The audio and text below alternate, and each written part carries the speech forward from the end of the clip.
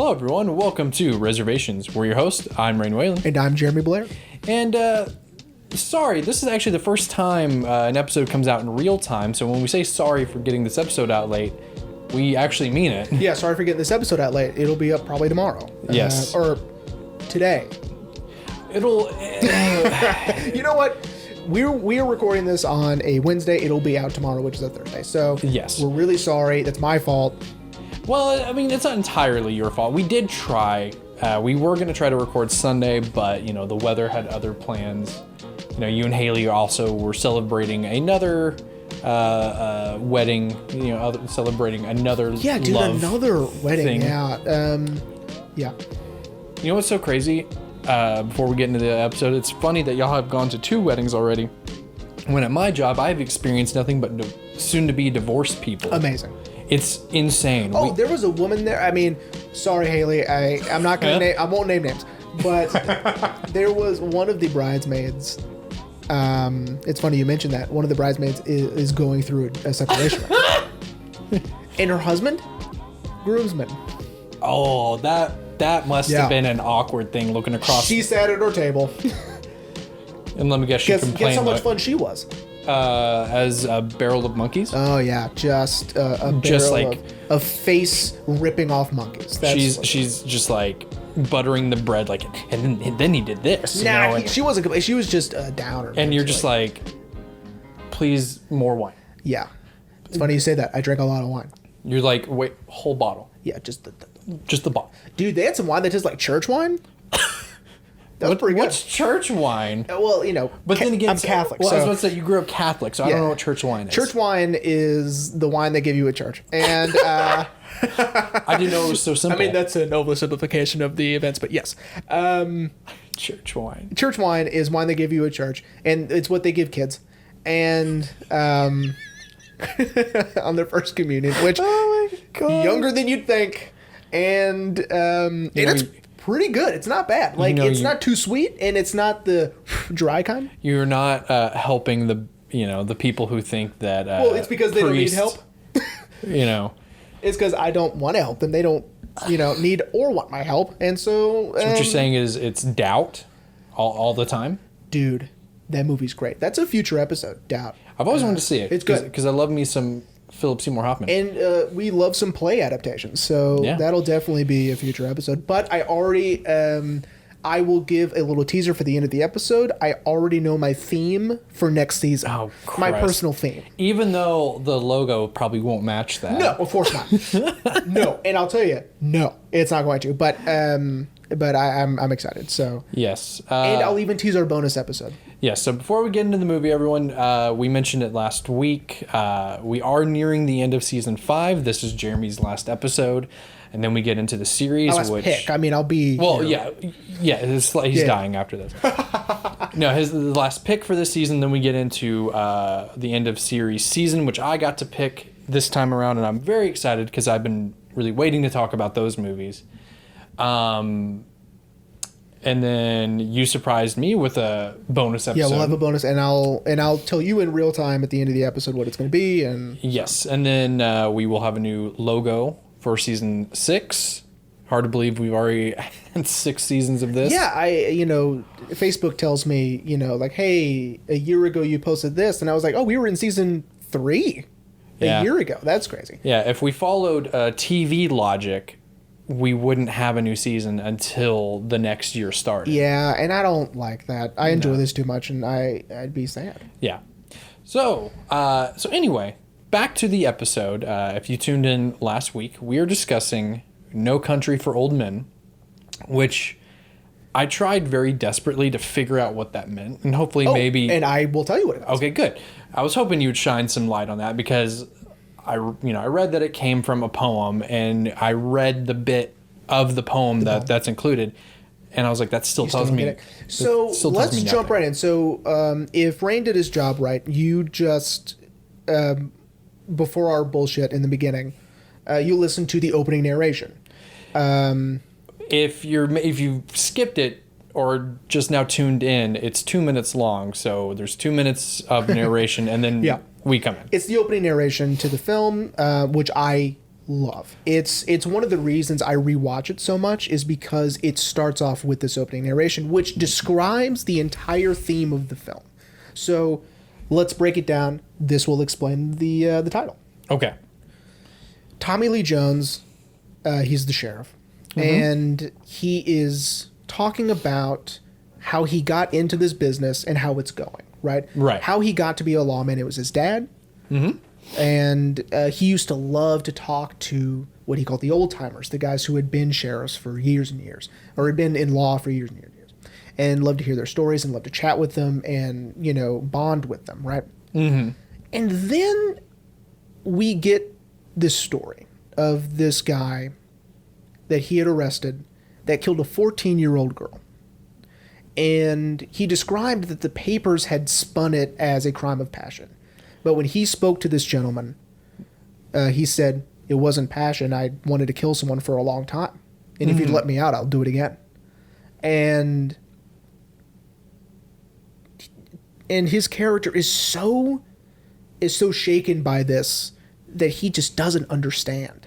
His world up until this point has been a motive for every action, right? Mm-hmm. He can wrap his head around, or at least understand motives. He understands why people do what they do. It's been a very simplistic living he's lived. Yeah. Up until this point. This is the breaking point. So this is where... Because he even mentions most of those old-timers never really even carried their gun. No. And the younger Jim. Never carried one. God, I love the way they speak in this film. Their vernacular is just amazing, and their cadence and everything about the dialogue is tremendous. I want to take just a quick little sidebar to talk about the how they speak in this movie. By the way, I know people like this. I know people who talk like this. We both do. Yeah. In my opinion, I this is the perfect representation of people from West Texas. Because the sheriff that Tommy Lee Jones is the sheriff of Terrell County, we looked it up. It is a real county. It is 5 hours away from Midland. They mention Odessa, which makes sense because that's where they run into trouble. Which is kind of funny because his wife says, "Who wants to go to Odessa?" I was like, exactly. She gets it. I do. I work there.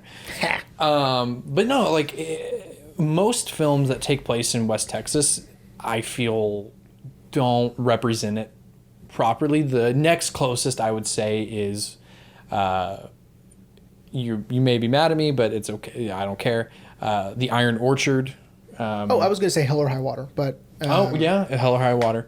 Yeah. But still, I mean, the Iron Orchard was filmed in in West Spring. Yeah. Right. But anyway, yeah. So I just wanted to point that out. Being from both of us being from West Texas, I would argue any regional film that Richard Linklater does because he's from Texas, so yeah, that's true. He gets it. So no one's specifically. This is a bad example, but because this film is so specific, but in his films, no one's riding a horse, no one's wearing a cowboy hat. This is contemporary living in Texas, right? And so no one has a really thick accent that you can distinguish and whatever. So this is obviously a different example. Especially from the directors who, I don't know where the Coen Brothers are from, but they are definitely not from Texas. And I don't think it's their first Texas story because I think Blood Simple takes place in Texas.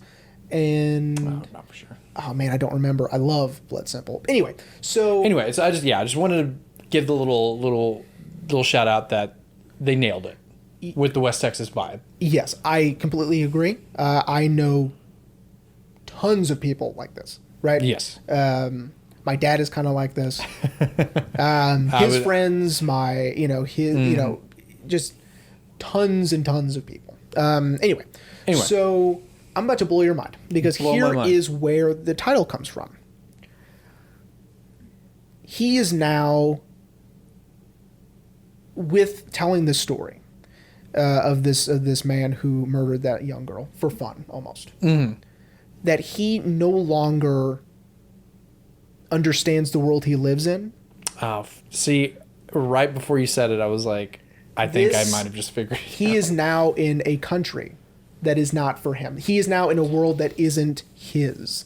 He is a relic in this new very confusing, very frightening, very uncertain world. And not to jump ahead, because we will talk about it, it's even more, see now that you said it, because it makes sense, because Tommy Lee Jones has another monologue where he feels like this world he doesn't belong here anymore when he's talking to his uncle. Yeah. He doesn't belong here anymore. No. God damn it. I can't believe I didn't figure it out. So I think reading the poem is what confused me, because the poem does not answer the question of No Country for Old Men. That's a brief line within the poem, and then that's it. Right. And so I think that's why I was like, what the fuck does that even mean? So this is the entire theme of the film. If you really want to watch this film with its intention, don't think of Llewellyn as the main character. Think of the main character as Tommy Lee Jones, and I don't remember his name. Shit. At the moment. Ed Tom. Okay. Because when he's in El Paso, the sheriff there calls him Ed Tom, and even his wife calls him Ed Tom. So, Sheriff Tom. We'll just do that. Yeah.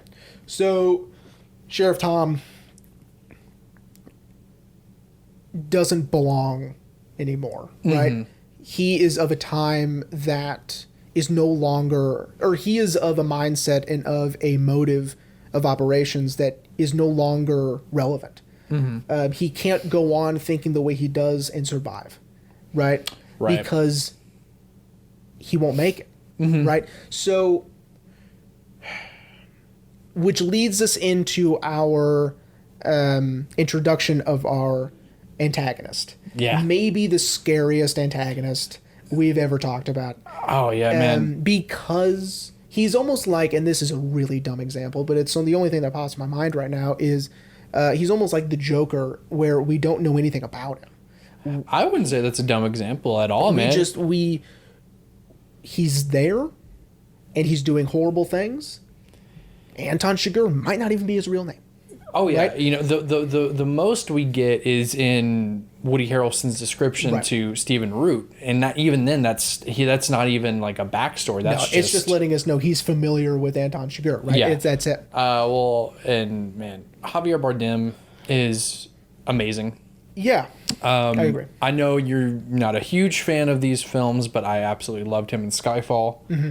Skyfall was good. Of course, yeah. Well, as we both agree, Skyfall is not as good as Casino Royale, but it's good. Out of the 4 James Bond movies, Daniel Craig James Bond movies to come out, Skyfall is one of the higher points. Okay. As I've told you, it goes Casino Royale, high point, Quantum of Solace, low point. And Skyfall, high point again, and then Spectre, low point. And Zach just skipped 30 seconds ahead. So, welcome back, Zach. But anyway, point being, Javier really knows how to play a very menacing villain, and the great thing with Anton is he doesn't show a lot of emotion. The only emotion we get is in his first scene when he strangles. Yes, because he's having to put in effort. Yes. Right? And I love, and I think I only noticed it this go around. Now, I've seen this movie tons of times. Right?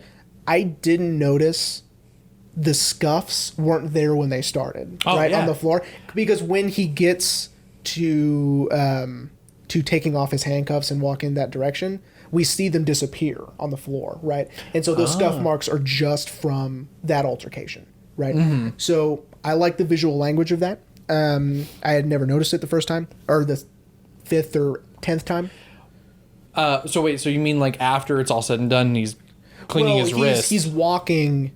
There's still a brief shot before the hard cut to the sink, and as he's walking, we see the scuff lines. You see where it sort of stops, and the floor is clean after that, and so it's just their boots that have made those scuffs. Okay, cool. I just want to make sure I was still following. Yeah, no. Which I thought was really cool. It's a nice touch. I had never noticed it before, so it's cool that this movie is so dense that I can still learn things and still notice things. It's almost in real time too. Like it's not. Well, I'll splurge on the direction later. So, Anton Chigurh is this ultimate killing machine. Yeah. Okay. Not only does he use this insane apparatus that is used to kill cattle, which we later find out. And I think we'll get there. So, and of course, his infamous shotgun with a big ass silencer on it. Which the first time I saw this film, I actually had to research to see if that was could even happen. And yeah, shotguns have silencers, and yeah, they're that big. They're gigantic, right? And the sound is awesome. It's awesome and just as menacing as he is. Yeah, just that, almost like his other weapon of a bolt gun. Yeah, the bolt gun. It scares you the first time when he pulls over that motorist and kills him on the side of the road. It scares you because you're not expecting it. Yeah. And this brings me to another point, and a point that you brought up last week. It's still last week. Is there's no music. Yes. And so by that, I was thinking about fun ways to describe how it changes the film, and I came up with this example. Tell me if it makes sense. Okay. You're watching a band on stage, okay? Let's say it's Taking Back Sunday. I'm wearing their shirt. And we have our emo band shirts on, Wonder Years and Taking Back Sunday. And so let's say you're watching them on stage. Okay. The bass player takes his hand away from the strings and just moves his fingers. On the frets? Nothing. He's just moving his fingers around air in front of his bass. Oh, okay. You see him moving his hands. The bass stopped. You're not going to consciously know the bass stopped. Mm-hmm. You're just going to know something's off. Something's not quite right. Something doesn't sound right. Right? It's something so subtle, like, and this has been, said, about music, that the bass seems unnecessary until you don't have it. Right? Yeah. And then it changes the entire composition of the music, right? Mm-hmm. So, using a musical example, this film doesn't have music, so you don't get cues, you don't get heads up, right? Movies famously ruin things by using music cues, I think. Yeah, I mean, I use Marvel examples all the time, but they're, even though the music in Marvel movies is phenomenally scored, especially with the Avengers movies of Alan Silvestri, who also did Back to the Future. But sometimes, I would agree that sometimes those cues, when the tense music starts to come in, okay, something's about to happen. Right, especially if you're, paying attention and you're keen to these sort of tropes, right? Right. Of the music cues and sort of giving you a warning almost. As were this movie, things just happen and they happen, and you're just like, what the fuck? Yeah. The first time I ever saw this movie, I really loved your example about the bass, because I did the whole movie the first time I ever saw it. I was like, something is off, and it wasn't literally until Fade to Black, directed by Joel and Ethan Coen, I was like, there's no score, and then the music starts in the credits, right? You're like, oh, that's what it is. Now, I will tell you this. Before we move on, I want to say that when I saw this movie for the first time, I was a freshman in high school. We were freshmen in high school, I should say. I didn't get it. I loved it, but I didn't get it, right?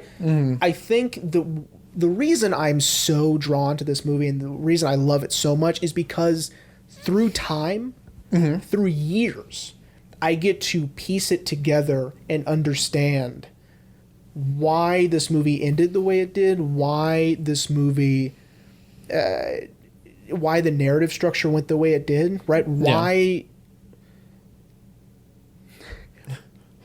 didn't Anton get caught? Why didn't Llewellyn? Why didn't I get to see him die? Right? These are questions that have answers that when I was 14, I just didn't get. And I don't think 14-year-olds can. Well, and and this is sort of a tangent, but it plays into what you were just talking about. That's the same could be said about most films, is that when you're a kid and you see these films, you don't understand it. You don't, get the emotion. I'm trying to think of a movie. I mean, maybe Scorsese's kid can. Well, yeah, because she has a father who spells it out for her, like, you better get it. Right. But no, but no, see, I would agree. Like, I didn't get it either the first time I saw it, and I think I saw it later than you. I don't think I saw it until I was like a sophomore in high school. That's his year. Well, but still, and I think I ripped it and grip it. Ooh. But I didn't really get it either. But I enjoyed it. I was just like, but why though? I think more so with the ending. I think that's what confused me the most. And we'll get there. Yes, for sure. But no, I see what you're saying. But I think that's a great thing about getting older too, is that we pick up on these things. Right. So, and my first gush of the direction, it's a testament to Joel and Ethan Coen, who, as you know, and I'm sure our listeners know, I love very dearly. I think they are phenomenal directors. Granted, I think when we did Inside Llewyn Davis, I think they are a little bit sadistic. Yeah. Just considering that's a comedy in their eyes. But still love those guys, and this film is no different. So anyway, let's talk about Llewellyn. Josh Brolin, Thanos. Yeah, Josh Brolin. Okay, so again, years it took for me to piece together his involvement, because like I understood he got the money. I get that. Mm-hmm. That's all really a 14-year-old needs to understand. Yeah. To why he's being chased down. But it was like, well, why did he go back out there? It was to give the guy water. I'd completely forgotten about that. It was, like, obviously, like the second time I watched it, I got it. But this is just a comparison to the first time. So,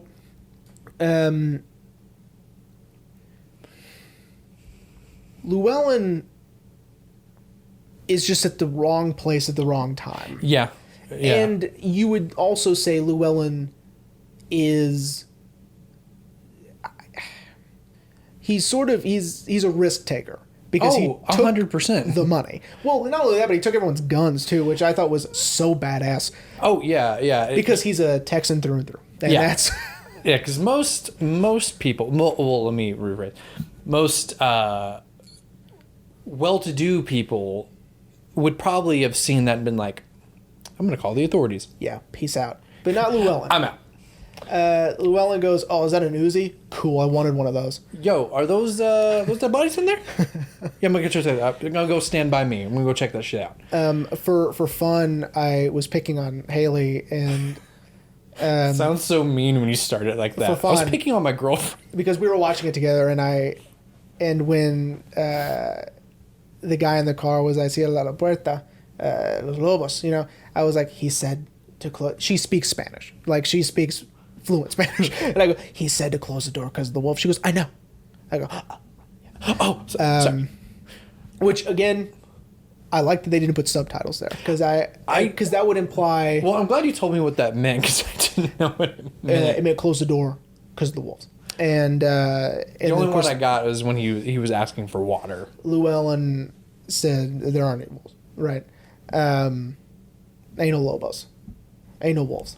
Yeah. And so we gather there was this, and of course Garrett Dillahunt, my man, sort of describes it when they're on the scene, sort of piecing together what happened after Llewellyn gets chased out of there and blah, blah, blah. Oh, right, Tommy Lee Jones' deputy. Yeah, Garrett Dillahunt. That's my guy. I love that guy. And the second time we've done a Cormac McCarthy with film. Garrett Dillahunt. Yes. Wait, aren't you Cormac McCarthy? Yeah, I'm Cormac McCarthy. Oh, no.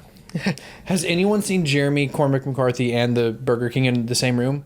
I haven't. We're all the same person. Welcome back to our Fight Club episode. I said that to my mom. She was like, why Burger King? I'm like, well, because he likes Burger King. I do. And it's close to your house, and so it's fast. Anyway, yes. And his description of it is... I love. And again, it's the way they talk, and sort of Garrett Dillahunt's character, the deputy, is sort of... Wendell, I think his name is? Wendell is the horse. No, Winston. Winston's the horse. I think his name is Wendell. I don't. Well, let's just call him Wendell. Deputy. So there we go. Deputy. I'm gonna call him the deputy because I don't know, and I probably should at this point since I've seen it like 20 times. But anyway. But yeah, he's a little... He's a little goofy, and I like him. Right? But, kind of... Because again, now that... And I can't... Again, I just now figured out the name of the movie, why it's called that. He is sort of the personification of the new blood that is going to take over the reins of... Potentially, we don't see any other deputies, so... In the line of succession, he would probably be sheriff once Tommy Lee Jones steps down, which he does. And, we see his... He fumbles, And I think it's because this is the first time he's dealing with something like this, too. I think that he's new enough to where he wasn't probably there with that guy who killed that girl, right? Mm-hmm. And so, he's just like, whoa. There's all this murder. Like, do I pull out my gun at this door? Right? Like, he doesn't know. Mm-hmm. But he's having to learn early. And I think that's what represents this new blood. And I think you're right. Because he is going to be more sophisticated at this by the time he's Tommy Lee Jones's age. Mm-hmm. He's the sheriff's age. And so I think that you're right. He is the representation of this new generation of, I'm having to deal with this new type of criminal, right? Which we should mention, the film takes place in 1980. Yes, it does. We didn't mention that. And that's another thing I didn't even realize until the watching it again. The scene where we find out it's 1980, by the way, for real, is maybe the tensest scene in the entire film where no one dies. And it's the gas station scene. Give me a second. Hang on, sorry. Yep.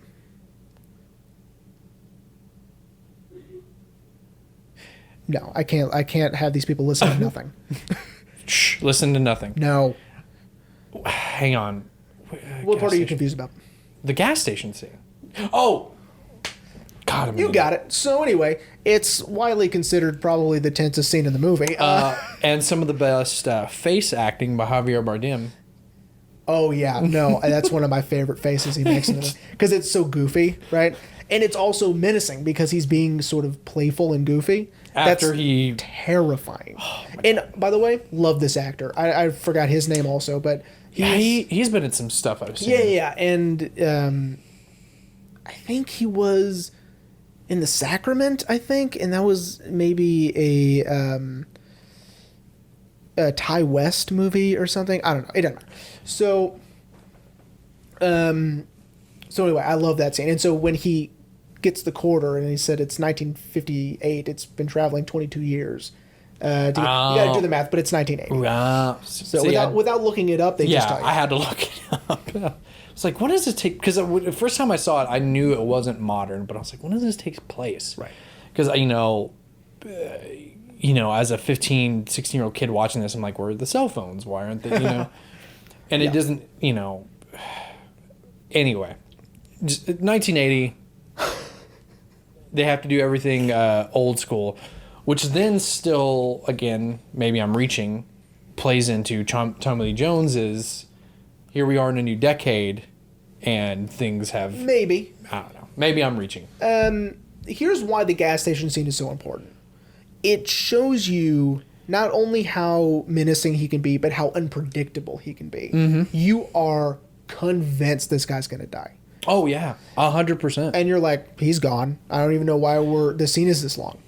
That's the point. That's why the scene is this long. Because it's supposed to convince you and then not give you the payoff, right? It's similar to, and of course, so is a lot of themes in this film, is similar to You Were Never Really Here, right? In its thematic way of violence. Yeah. And in its sort of, it's not cookie cutter. It's not going to give you what you think you're going to get, right? Right. And what is he eating, by the way? Because I try to...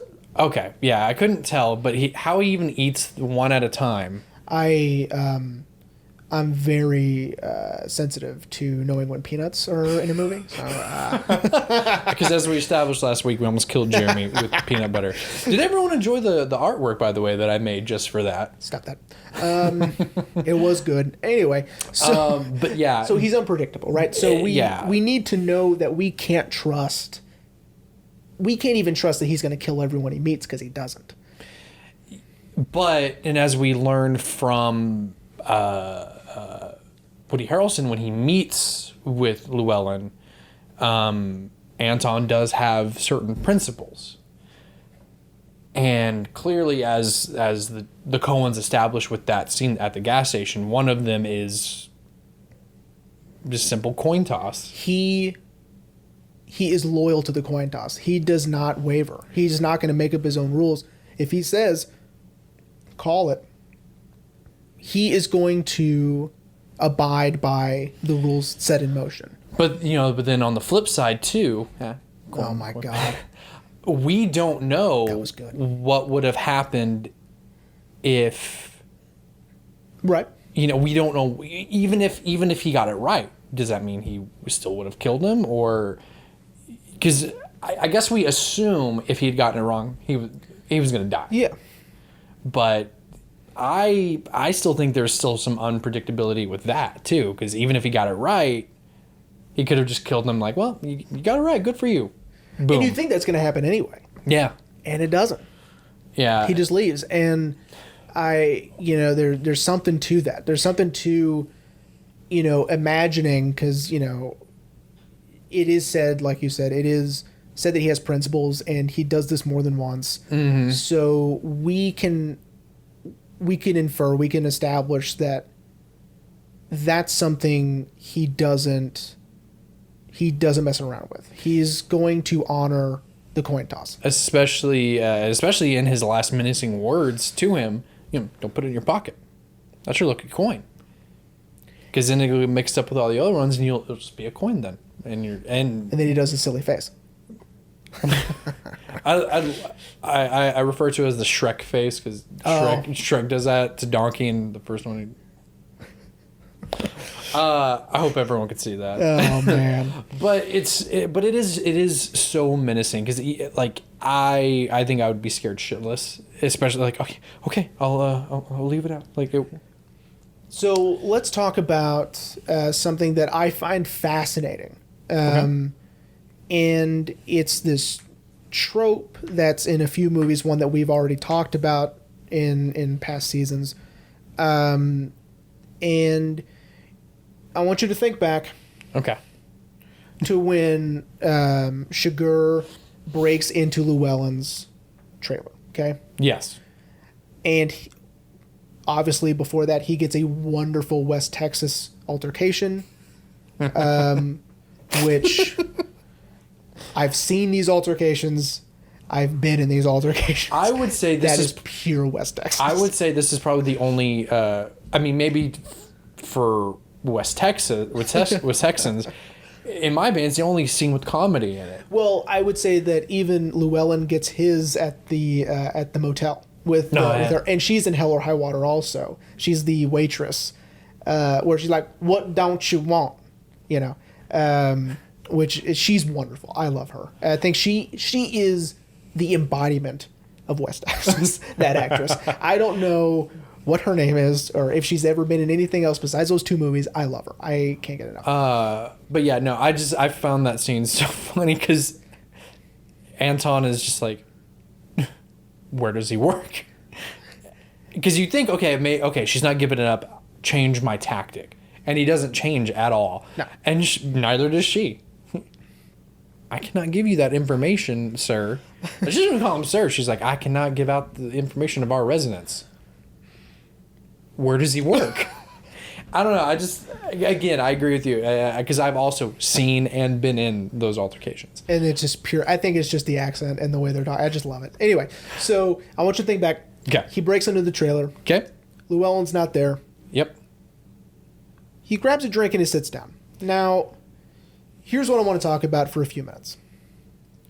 He doesn't grab alcohol. He doesn't grab water. He grabs milk. My man strengthening those bones. Here's why that's important. Okay.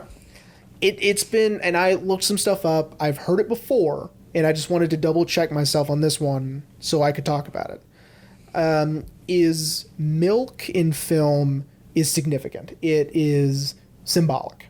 Yes. Let me give you some examples. Okay. And then we'll get to Anton. Okay. In Rebel Without a Cause, Damn. Deep cut. James Dean picks up as he is struggling with, I don't want to get into the movie, but he's having a hard time, and he picks up a glass or a bottle of milk, drinks it, and rubs it on his head. Right. Mm-hmm. He's doing it to comfort himself. Right. He is between a rock and a hard place, with struggling with the leaving behind his youth and going into adulthood, and he's right in the middle. Right. And so he's struggling with, his actions and his trajectory in life, and where does he belong on the spectrum? Is he still a child, or is he becoming an adult? And so that's what that is. Okay. In Catch Me If You Can, Frank William Abagnale is impersonating a pilot for the first time. He gets on the plane and is struggling with the jargon. He is now realizing that, as confident as he is, he doesn't know enough to have this as smooth as he can, right? He's going to have to do some improv, and he's going to have to think on his feet. He gets in the jump seat. The flight attendant asks him, what does he want to drink? He says milk. Okay? We are reminded he's a child. We are reminded that he's out of his element, and he's trying to find comfort, right? This is the symbolism of youth. We're like, oh, that's right, he's a kid, right? So, and completely out of his element, and we need to remind ourselves that, he's just a kid who's lost, right? Right. And trying so hard to escape. A Clockwork Orange. We didn't mention it on the episode, and I kick myself for that, because every day since season 2. Yeah, it opens with them at the milk bar, right? And of course, this is a twofer. This is, they are children that are committing these atrocities, right? And in the book, they're even worse, right? Oh, yeah. And so that's one. Two, it's these very menacing and sadistic characters who are manipulating this symbolism of youth, because they are the antithesis of that, right? They're the antithesis of innocence. Yeah, and especially so it's a twofer. Especially, sidebar, in A Clockwork Orange, that milk is laced with drugs, so it's tainting this symbolism of youth and innocence. Okay, so I think I see where you're going.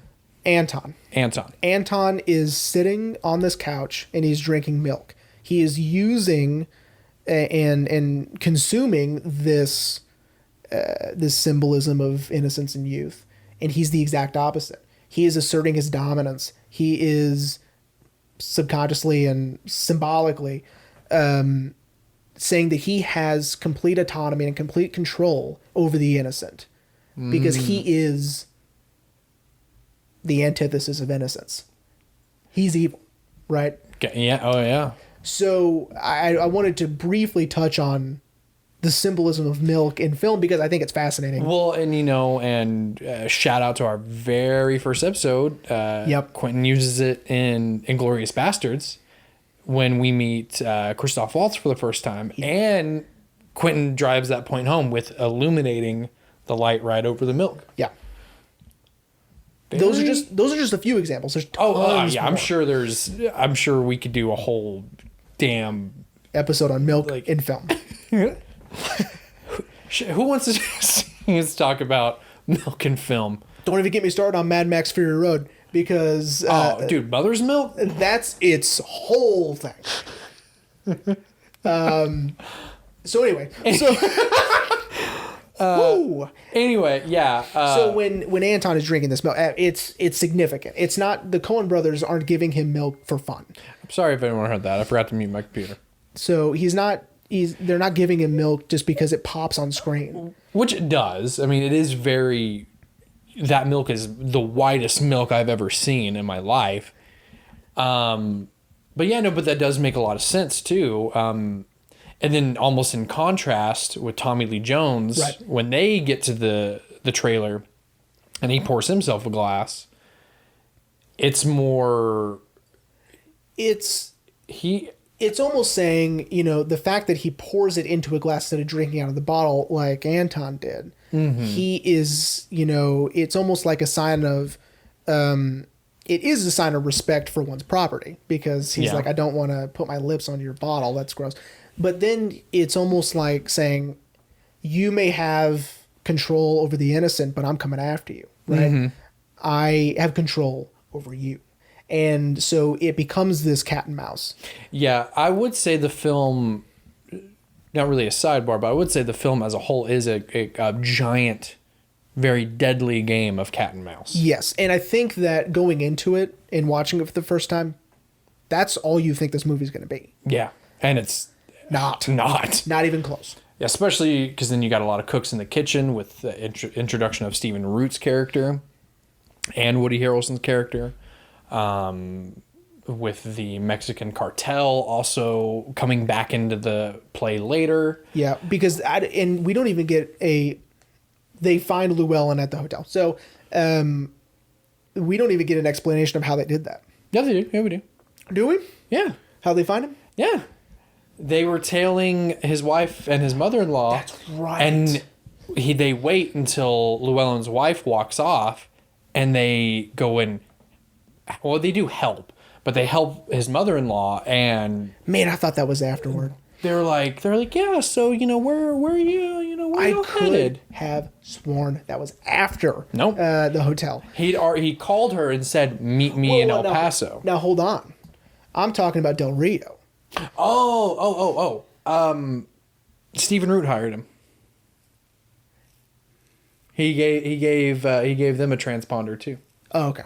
So they also had a transponder to the money. Yes. Because So it was almost kind of like, nope, never mind. So it was How so they both have transponders, and while we're following Anton, the cartel is also following Llewellyn also. How we find that out is when Anton goes and he kills Stephen Root. That's right. And his accountant, he's like, he gave them a transponder, and then his accountant was like, yeah, he felt like it would help, and he was like, pretty much like, it doesn't help. One of my favorite moments in that scene is he's talking to the guy, but he's looking at Stephen Root. Yeah, I love that. I always like stuff like that. I've always liked stuff like that. It's really interesting. I would say the only confusing thing of the film is I might be able to clear it up for you. Let's find out. Is when, I guess you would say, Anton is hired when they go to the scene and he pulls the VIN off of Llewellyn's truck, and then he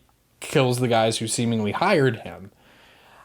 I read somewhere it was the unnamed boss had these guys set up the deal. They botched it. And so when they brought in Anton, he killed them because that boss is like, they fucked up. Get rid of them. Yeah. Is that right? That sounds right. Okay. I also am confused by that. So your guess is as good as mine. Because then there's those guys also... were. I've never really bothered to attribute that to my memory. It never bothered me that I didn't know. Press pause. Yeah. Oh, well, welcome back, everyone. Sorry if all of a sudden this seemed really weird. Whoops. Or we're repeating ourselves. One of my employees called, and she needed some help. And with it being so late, I had to make sure that everything was fine. But anyway, so like I said, if we repeat ourselves, we're sorry. Anyway, but yeah, man, it is... It just adds more to the menacing factor that he's talking to this accountant while Stephen Root is bleeding out on the floor. Yeah. It's intense. Oh, yeah. I had to keep telling Haley, I'm like, hey, so people are going to be cleaning their wounds a lot in this movie, so buckle up. Dude. I completely forgot about when Anton cleans his leg. Yeah. That's a dope scene. Oh, it is. For sure. He has to... My man had to cut himself out of those dope pleated pants. I know. Those are great jeans. I know, man. Great jeans. But I love that he actually had to cut himself out of it because... you can't just pull them down because, number one, too tight. That's how you know they're good jeans. But also, he didn't want to anyway, you guys know how it works. You've seen ER. So... I don't know. Have they? I don't know, maybe. Do you like George Clooney in the first 3 seasons? I like Anthony Edwards, but it's neither here nor there. So, well, yeah, you love Zodiac, so of course you love Anthony Edwards. I love Anthony Edwards. All right. All right. So let's jump right into, because I mean we could talk about, it's cool how he hides the money, it's whatever. Oh, I do want to mention a little fun fact that the windbreaker he buys from that kid on the Mexico border is Josh Brolin's high school. That's the funny. Templeton Eagles. That's funny. Yeah, That's really funny. so that's where he went to high school. Dude, and that scene is also just, you're really feeling for Llewellyn. My man's bleeding out of every orifice. Yeah. The only time I was okay with very realistic vomit, as we talked about in Requiem for a Dream, realistic vomit in film I have a hard time with. Right. It just skeeves me. But for some reason this one I was just like, oh yeah. Like when I saw it coming, I was like, yeah, there goes that beer he's been drinking the entire time. Poor guy. I do want to talk briefly about, before we move on, he and Carla Jean's sort of relationship. They're back and forth. I love that. Yeah. At the Gittin place, I'm going to tell people that for the rest of my life. Like, where'd you get the pistol? At the Gittin place. They're that entire scene. What's in the satchel? Bunch of money. And I love that he doesn't try to hide it. Full of money. That'll be the day. Yeah. Love it. I love his like, keep running that mouth of yours. I'm gonna take you in the back and screw you. And then she pops off again. He's like, keep it up. Keep it up. Dude. They're cute. I like them. Well, and it's so crazy too because the actress who plays Carla Jean Irish is Irish. For our Boardwalk Empire fans out there, dog. Steve Buscemi's wife. She also, of course, to our Pixar fans out there, she is Merida on Brave. Or to our Harry Potter fans, she is the Lady in Grey. Yes. She's wonderful. Yes, she is. She's a phenomenal actress. And I'm floored by her accent. It's so good. Oh, yeah. And her and Josh Brolin have great chemistry. And again, I think that scene even perfectly. Though, they don't... This isn't a relationship movie, so they, It's not like, oh, I love you. Yeah, and I love you too. It's so strange because I don't even think they really touch one another. It's just...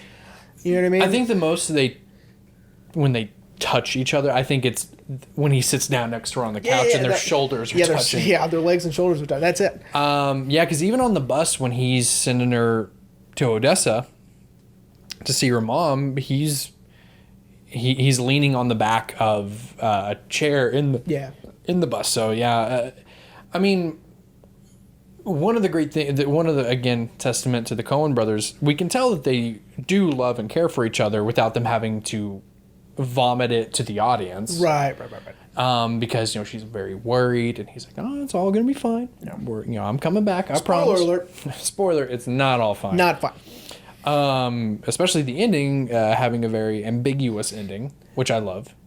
And we will... Yeah, we'll talk about that. We'll talk about it. But anyway, their really relationship is awesome. So, okay. Let's go.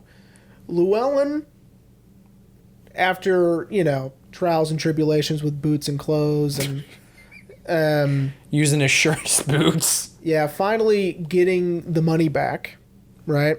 Mm-hmm. Or... Yeah, he gets the money back. Yes, because Carson finds it. Right. Carson knows where it is. Why he didn't just retrieve it is a mystery. Woody Harrelson's in the movie. Well, I've already said his name like twice already. Okay, great. So, I want Rain to put this in the description. We'll talk about it a little bit. Or have a little icon up here. Yeah, a link or something. For Cinefix's... one of their Brilliant Moments videos features this scene. And it starts the video so you don't have to fast forward or anything. No. But I do very much recommend you guys watch the whole thing and just watch all their videos. Yeah, Cinefix is owned by IGN, so if anyone out there, gamer guys and girls, that's who makes it. Cinefix is... It's the fun part of IGN. Yeah, and I mean they're brilliant. They're, it's like they all have PhDs in film studies. It's amazing. But anyway, they talk about the scene where after being hired to look for Anton finds him and intercepts him at the hotel. They go up to his room, and we get this scene. So this very intense scene, which also is, I wouldn't say set up by the previous scene of Carson talking with Llewellyn, but we get key things in that scene that Carson contradicts in this scene. Mm-hmm. One being is Anton's not the type of man you bargain with. Right. And the first thing he does is he bargains with him. Yeah. Further proving that even Carson is scared of Anton. Terrified. Who wouldn't be? And so we, and I'll let Cinefix describe it better than I'm about to, but we do get this exchange where with the visual language, we can infer that all Anton wants is for Carson to be afraid. Mm-hmm. Right? And he is to an extent, but not enough. Right? Once that phone rings and he jumps, it's over. Right? Yeah. And Carson knows it. Yeah, because as Cinefix talks about is they, because I guess it's implied Carson knows is on the other end of that line. And that's it. The fact that he knows and now Anton knows without him ever saying a word, that's it.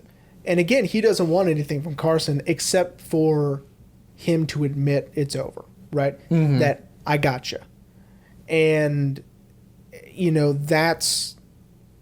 that's one of the things that drives Anton is, just having control over everybody. Absolutely. And so later we'll get a very similar scene with a little bit of more pushback with Carla Jean, and we'll get there. Yeah. Because this is also, there's another video that Cinefix does with this scene. But anyway, so when he kills Carson, I think really his motivation is Carson was specifically hired to stop me. To stop Anton. And Anton is sort of maybe a little offended that they think anybody can stop him, right? Mm-hmm. And he wants to prove not only to Carson, but also to himself that nobody can. Not even the best, right? And Carson is this example of the best, right? If you want to put that in quotes. And so that's all he wants. And then and that's where we get this amazing scene where really it's an establishing shot of Anton, filler, and then he kills Carson. Because really, yes, the dialogue is important. Yes, the back and forth, the reverse shot is important. But really, if you want to think about it in Anton's mind, they're talking about nothing. Because Anton's waiting for one thing, right? Defeat. Mm-hmm. And if you want to look at it in Carson's point of view, it's the most important minute of Carson's life, right? Mm-hmm. And he ruined it. Well, Llewellyn did. Anyway. Yeah. And the scene is also important because Llewellyn finally asks for help. Which is what we assume why he's calling Carson. Yeah. Is to ask for help. But yeah, man.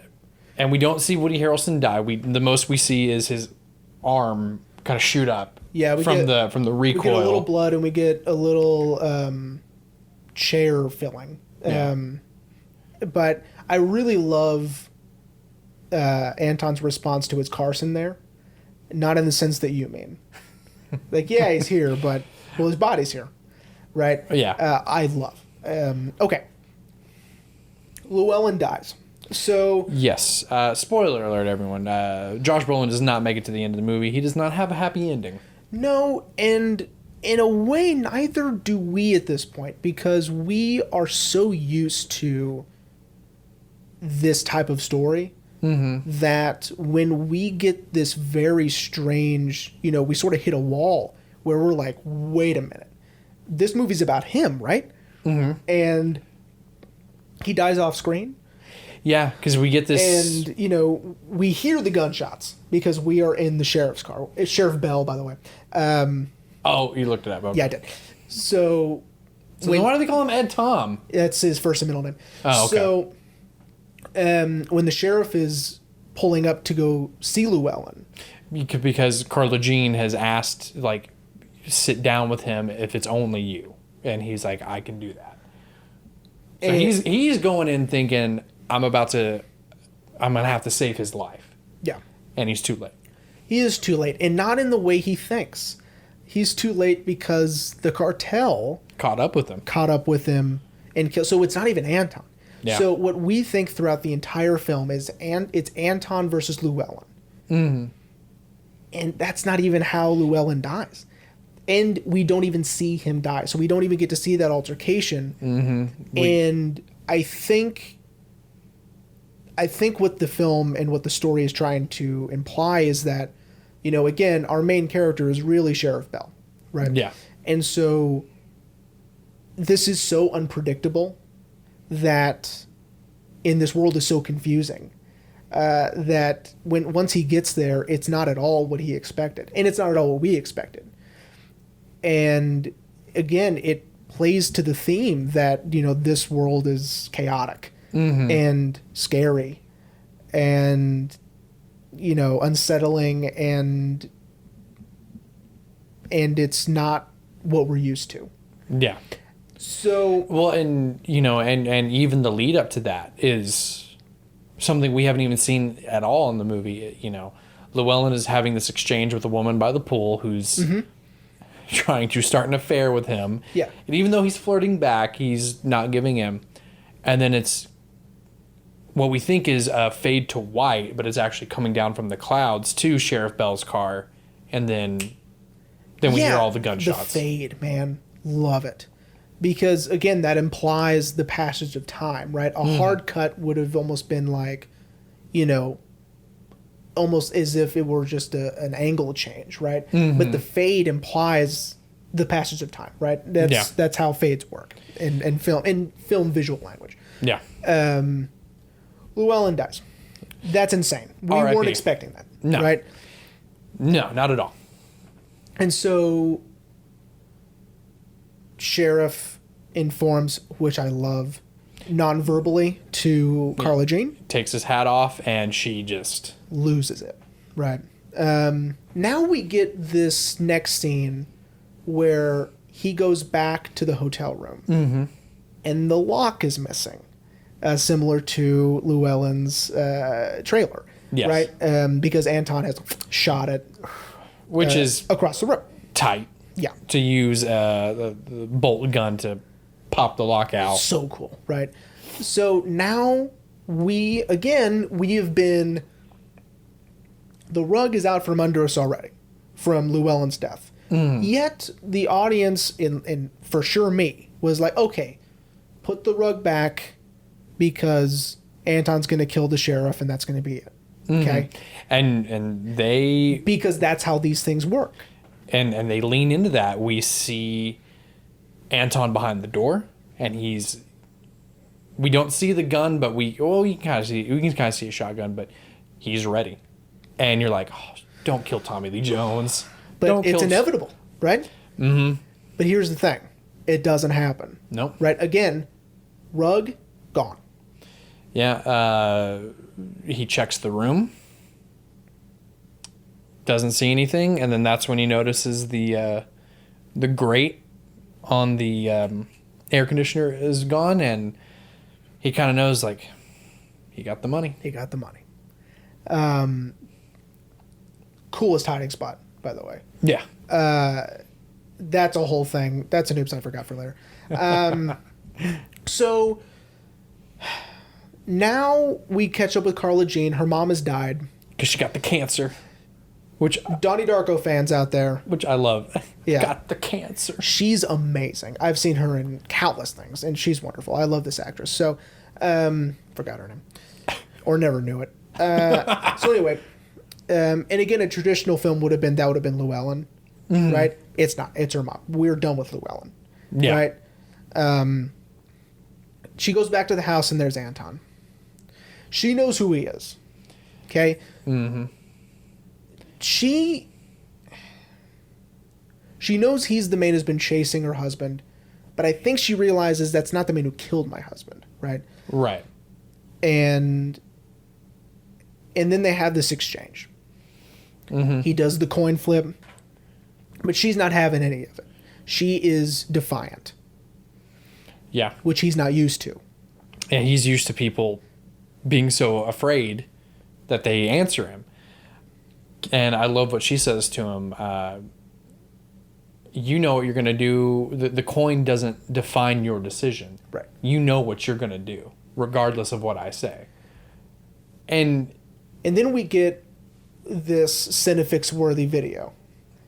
Is he walks out of the house, and what does he do? he checks his boot.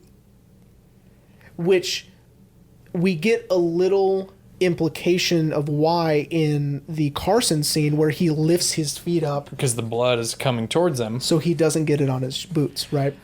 So, okay. So maybe I'm wrong. Does he kill Carla Jean? I'm split. On one hand, I don't think he does. Because she was so defiant. And she was like, no.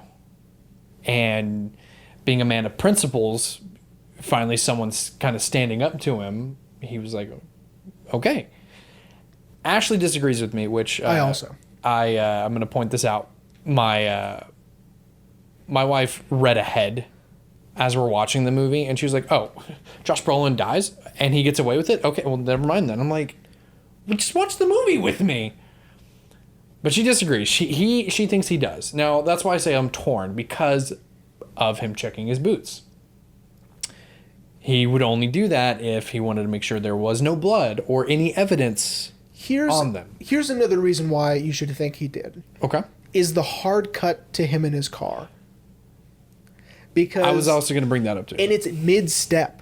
Cinefix brings this up as well, that it's so unusual that he is in the middle of an action when there's a hard cut to him in his car. It's this jump cut that implies he got away with it. So here's I don't disagree, but here's the thing. Here's my other kind of smoking gun that he didn't do it. He's driving a different car. Carla Jean pulls up in a green car. Usually he switches cars. He's driving a blue car. And we don't see that car anywhere else. So that's an interesting interpretation, but I'm going to stick with he killed Carla Jean. He killed Carla Jean? Yeah. Only because that's more fun for me. And I think it makes the ending so much better if, again, he just keeps getting away with it. And he does. And he does because of the car crash. So the car crash, we think, finally. He's going to get everything he deserves. You know, again, it scares the shit out of you when he gets hit. But oh, yeah, because, again, out of nowhere. Like, once your heart starts back up, you're like, finally, he's going to get caught, right? And he doesn't. He just walks away, and that's it. That's a wrap on Anton Chigurh. Mm-hmm. He has gotten away with it. He's gone. Now we get my favorite part of this film is the very end. So, here we go. The dream. Tommy Lee Jones is having a hard time enjoying his retirement. I think it's because he doesn't like the reason why. He doesn't like that he can't do his job because he doesn't understand criminals. Right. Now. He doesn't understand this new wave of criminals. Right. The world has changed and left him behind, and he doesn't like that he can't do what he wants. He can't serve and protect this world he doesn't understand, right? Mm-hmm. So he tells two dreams. One, insignificant. I'm not even going to talk about it. I think it's important, yes, but I think the last one is really what wraps the film in a nice bow. Where when I was 14, I loved it. I didn't get it. Here's my interpretation. Okay. He talks about him and his dad in older times. They're on horseback. His dad rides on ahead with a horn of fire into this dark and cold. And he assumes he's going to build a fire, and he knows when he's going to get there, he'll be there. Okay. Well, and you left out the part where he said that he's older than his dad was now. So in the dream, his dad is the younger man. Right. So here's my interpretation. Okay. And I'm sure I didn't read anything about this. This is just what I think. Okay.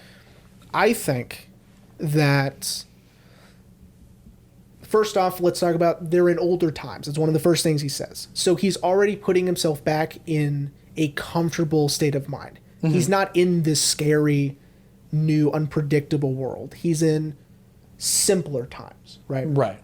He says it without saying it.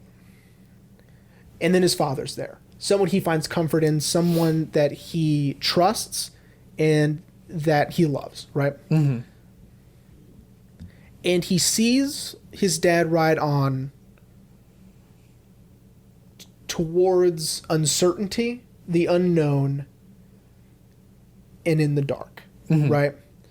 So he's afraid for his father. He's seeing a young man go towards the unknown. Right. Right. And he almost feels like he needs to protect his father, right? Warn him almost mm-hmm. that what he's going towards, which could be the future, right? Mm-hmm. Is not something that he wants any part of. Right. You won't make it. This isn't what you think, right? Right. And at the end when he says, I knew when I'd got there he'd be there, meaning I know no matter what, someone's going to be there with me and for me. Mm-hmm. And it's going to be my dad, who they're almost comforting one another. And then he woke up. And then, I mean, it's the best, man. I love this movie. I can't get enough of this movie. What did you think about the dream? So, okay. And ending with the dream. So I should have. I usually try to. I didn't look up anything about the dream. I saw it as sort of a way that he's maybe trying to feel more comfortable about death. Mm-hmm. You know, especially with I knew when I got there, we'd be fine. Almost like saying that once I catch up with my dad, everything will be fine. You know, I should have looked into it a little bit more, maybe because I meant to mention this at the beginning of the episode, but when I told my mom we were going to do this movie, she hounded me that I had to read the book. Oh, really? Okay. I have not read the book. She was like, even though the movie's great, you have to read the book to truly understand what Cormac McCarthy was saying. Mm. And so maybe in the book there not necessarily is an explanation, but a little bit more of understanding of what this dream. There is something to seeing it written down versus hearing it. Right. And so, I mean, there's a crazy difference between what we do, which is sort of film analysis, and literature analysis. Oh, excuse me, everyone. Those two things are completely different. Trust me, I did a semester of it in grad school. It's so hard. Yeah, but yeah, I just find the dreams very. They are strange, but the thing with dreams is it's our subconscious telling us something, and and he's already Tommy Lee Jones has already established that this world is not for him anymore. Even that little conversation he has with his uncle. Or, I'm sorry, did I jump ahead of you? No, with the other lawman at the diner. In El Paso, yeah. Yeah, about the kids with green hair and bones in their noses. Yeah. Like, they just, not only is it the criminals, but it's also just the world in general. Yeah, they have become good old boys, and something that we learned in the history of the world is you either change or you get left behind. Mm-hmm. And which was our theme last week, by the way, with Sunset Boulevard. Go ahead. Yes. But in Tommy Lee Jones's case, the world has already left him behind. he didn't have a chance to try to Right. catch up. It was over before he knew it. Like Yeah. he didn't realize how left behind he was or how far behind he was Until it was too late. yeah. So to answer the question, I don't know what the dreams meant. Just my only interpretation is it's almost him trying to comfort himself with inevitable death. Okay. And that's really all I've got for it. That's right. You know, but I love the film. I didn't really get to gush as much as I wanted to, but I love Joel and Ethan Coen. As we've said, the 100th episode will be The Big Lebowski, one of my all-time favorite films. We've done Inside Llewyn Davis. We will do Oh Brother, Where Art Thou? They didn't do a serious man. That was Tom. They did? Okay. I want to see that because that's got our boy Michael Stahlberg in it. I've never heard of the other one you mentioned from them. Blood Simple. Yeah. That was their first movie. Oh, okay. About the. Oh, and I have to see Fargo too. Oh, Fargo's I almost forgot about Fargo. Fargo's so good. But yeah, man, I love the film. It's got unreal cinematography. The Coen Brothers. Roger Deakins, by the way, is the cinematographer for. Yeah. So I mean that should tell you right off the bat. It's gonna look good. Yeah, and I just love the Coen Brothers. I feel like they are underappreciated a lot. And then they just knock it out of the park every time, you know. Yeah, most times. Well, I know how you feel about them. How some of their films you love and others you're like, eh. Like Burn After Reading sucks. I cannot stand. Oh, Burn I forgot After they Reading. did that one. I cannot stand Burn After Reading. That's another one. I will never. Still to this day, I don't get it. Hail Caesar. I'm never seeing it. So Oh, that's right. I need to watch Hail Caesar. I'm never seeing it. So anyway. Anyway, love it. The cast is phenomenal. Yeah, man. I'm really glad you decided to. Your final pick is a Coen Brothers movie. I didn't even think of it. I just thought of it as a Cormac McCarthy and one of my favorites. So Jeremy, Yes, are you sir. ready to wrap up? I am. I'm really glad I ended with this one. Next season is nothing but strange films. So films that break traditional norms in filmmaking. So That's perfect. I'm glad you kind of picked that because anything weird and strange, barring some of your no list. I think I might go ahead and say my first pick for next season. Oh, dude, Should I tease? I was just about to say I think I already have my first pick for next season. So it will be that will open season 6 will be my first pick, and it's going to be Irreversible. So this is going to be Gaspar Noé's film, and I'm really excited to talk about Irreversible. Well, So that'll be next week. We'll give a little. Oh, that'll be next season. That'll be next season. And it'll kick off my strange. Unlike this season, I'm going to try to lean into that. There are some films I definitely want to talk about next season that probably will not fit into the category of strange. But I'll give a little tease for my first pick. And that's House, man. Oh, House! Yeah, right on, man. Yeah, I'm not going to go into it, but yeah. Right on, House, not the TV show, which I love, by the way, but not the TV show. Yeah, we're not going to start talking about TV shows now. That would take, the episodes would be like 5 hours long. Yeah. So Jeremy, Yes, sir. you already know, but are you ready to know, on camera at least, what our end of season series is going to be about? Yeah, I'm excited.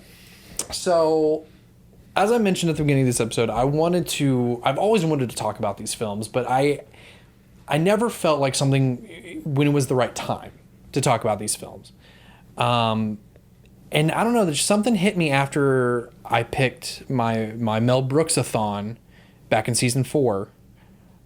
Right? Mm-hmm. Season 4? Yeah. No, season 3. My bad, because season 4 was our Martin Scorsese. I don't know, it just kind of hit me. Like, I was like, it would be perfect for an end of season series. So I should mention, our end of season series have always been 4 episodes. The 4th typically being the final film and then the kind of conclusion of everything. This one will only be 3 episodes because there's only 3 movies in this trilogy.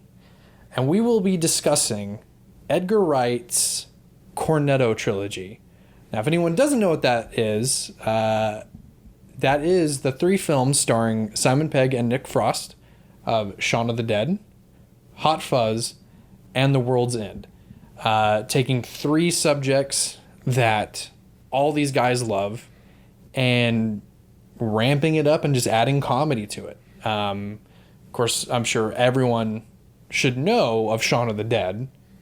I do know Hot Fuzz and The World's End is a little bit more...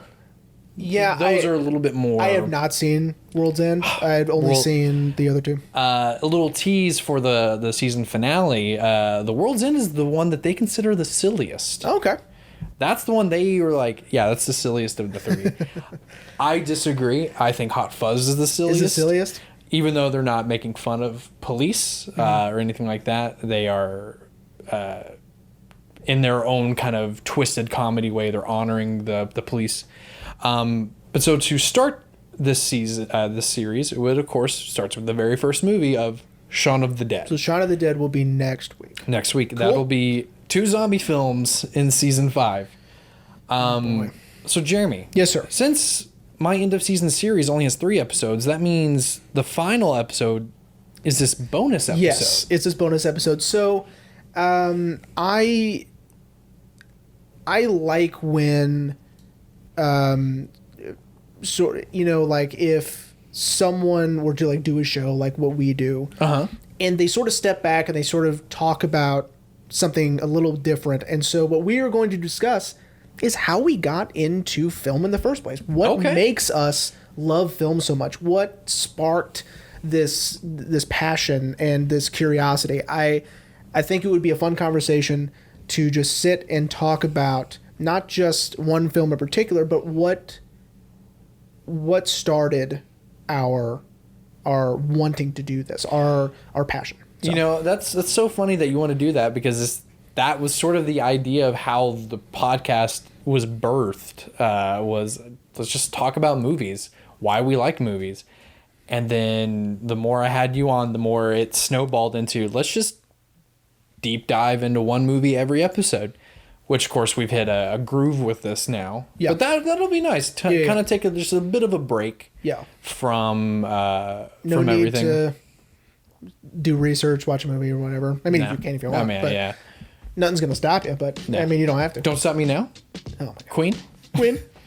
That for sure we can't use that when we do Shaun of the Dead, because you so know we'll get in trouble for that one. Someone will find that one. Oh yeah. That's no doubt. No doubt. No doubt. Yeah. Gwen Stefani. No doubt. All right, everyone. Well, we hope you enjoyed No Country for Old Men. Of course, we will be.